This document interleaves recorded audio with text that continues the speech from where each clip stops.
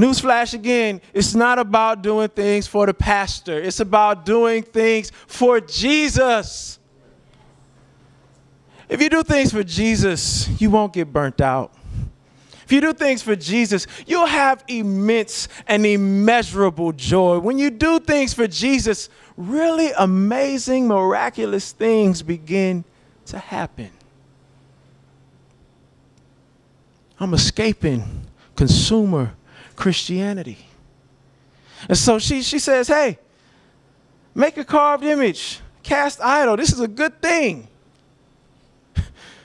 And then Micah takes the money. He goes to a silversmith, and the silversmith creates this idol.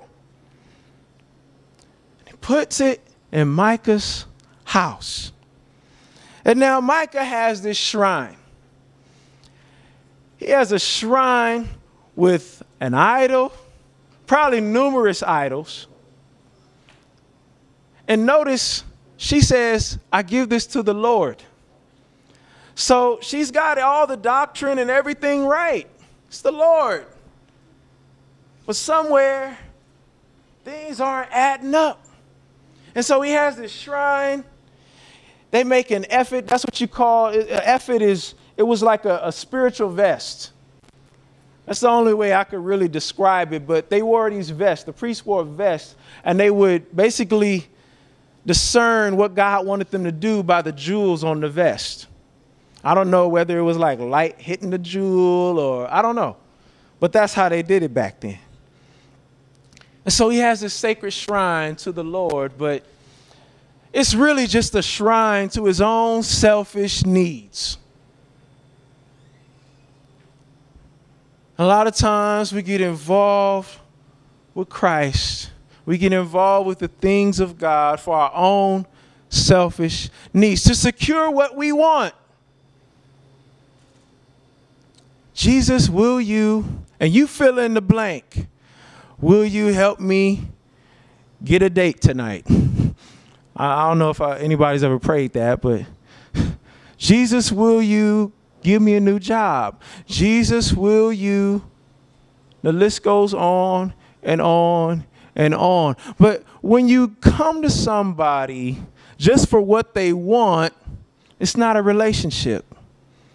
An arrangement, yes, but not a relationship. You know, I counsel people a lot with dating, and you know, the thing is, when somebody, you can tell when somebody just wants what they want, they don't really know the person, you could tell like this person is not for you.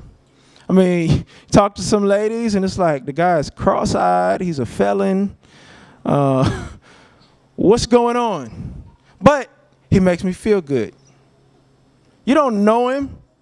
You just like what he gives you. A lot of times that's what happens when you're involved and you're trapped in consumer Christianity. You don't really know God. You don't really know Jesus. You just want what he gives you. It's when God becomes Santa Claus. And you think that when bad things happen or when good things happen, it's because you've been naughty or you've been nice. It's when God becomes like a cosmic vending machine. You put your tithes in, a blessing comes out. You put your small group participation in, a blessing comes out. It doesn't work that way. Guess what? You can't be intimate with a vending machine. Just in case you didn't know. Don't treat God like that. God wants a relationship with you that goes beyond the routine, beyond the rituals. Honestly, we have rituals here, and they're good rituals. They're rituals that get us involved in worship, that focus our minds on God, but a lot of times rituals get dead. We don't realize why we do them. We don't realize that the ritual is not the point. The ritual is supposed to lead us somewhere else. It's supposed to point beyond what you see.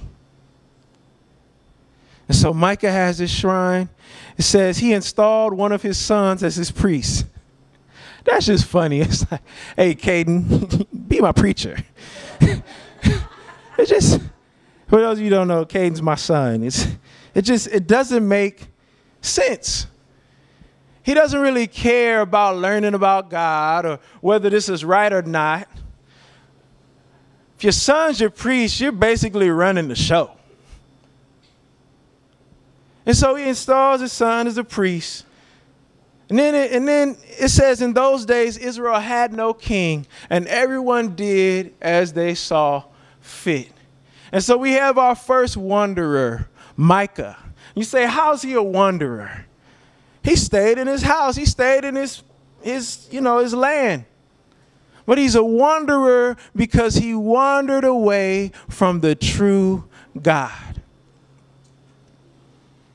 In consumer Christianity, even though you may have the right language, the right appearance, the right rituals, causes you to wander away from the true God. You start making Jesus into an image that you want and not diving into who Jesus really is. Second wanderer says a young Levite from Bethlehem came into the picture. The Levites, they were the tribe that was assigned to take care and serve God in the temple. It says that the Levite was looking for a place to stay.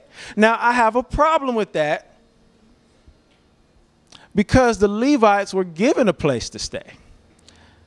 The Levites were assigned, they weren't given a particular territory, but God said, I'm going to put you in all the territories in ancient Israel.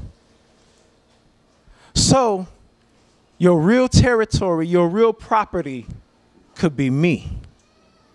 But this Levi says, I don't like what God gave me. I'm looking for a place to stay. It's called discontentment. A lot of times,